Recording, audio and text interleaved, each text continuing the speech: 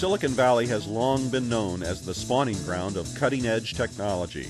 But 7 decades ago, the Valley's creative spirit was demonstrated on a football field by a man who became one of the country's biggest sports stars and led Stanford into a national spotlight that literally turned into a Hollywood movie script. Okay, Frankie, make like a pass. Which team in the conference will give Stanford the most trouble? Oh, we'll take them all. It's a cinch. The man's name was Frankie Albert, and when he traveled to Stanford in 1938, no one had any idea what a football revolution he would ignite. You know, he was about 5'10". He only weighed about 170 pounds, but he was very intelligent, and he had speed. Stanford won just 1 game in 1939 before the arrival of coach Clark Shaughnessy. Shaughnessy wanted to implement his radically revised version of the T-formation offense, and in Albert found the perfect tool to make the invention hum. Frankie was a tremendous ball handler. You never knew what he was going to do next. Shaughnessy later called him a magician with the football. Albert followed the T-formation framework, but also improvised masterfully, establishing a reputation as the maestro of what would come to be known as his signature play. First college quarterback to really utilize the bootleg, and he was a left-hander, so he would put the ball on his left hip and take off around the end, and he was usually down the field before people even knew he'd gotten out of the backfield. Yes, sir, that old T-formation is really clicking now, and Frankie Albert is showing the field generalship for which he's been famous all season. Stanford won its first game in 1940, then another, and another. The Albert victory train rolled on and on, up and down the West Coast. Stanford's undefeated season had a perfect conclusion in Pasadena.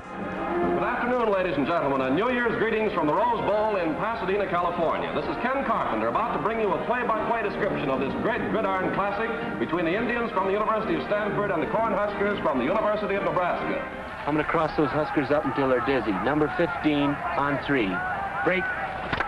Albert followed up Stanford's 21-13 Rose Bowl victory over Nebraska with another All-American season, making him a household name from coast to coast. In 1942, right after my dad graduated, he made a movie called The Spirit of Stanford with Columbia Pictures, and he played himself.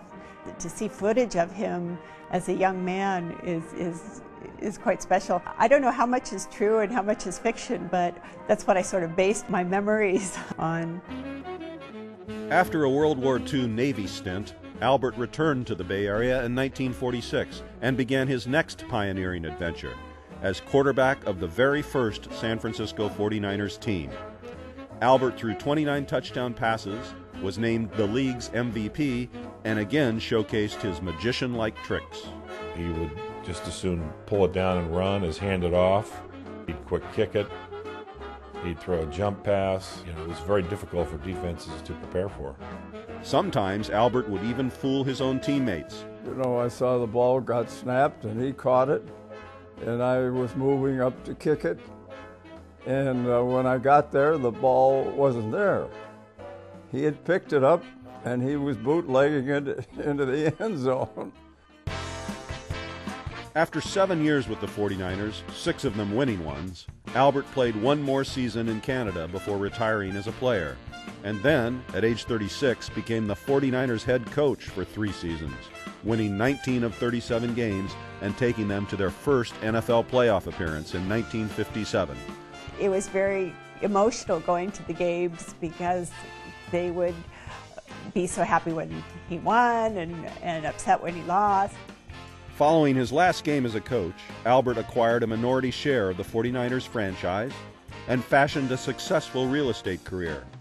He and wife Marty sent all 3 of their daughters to Stanford and never lost their strong connection to the school. My dad loved Stanford.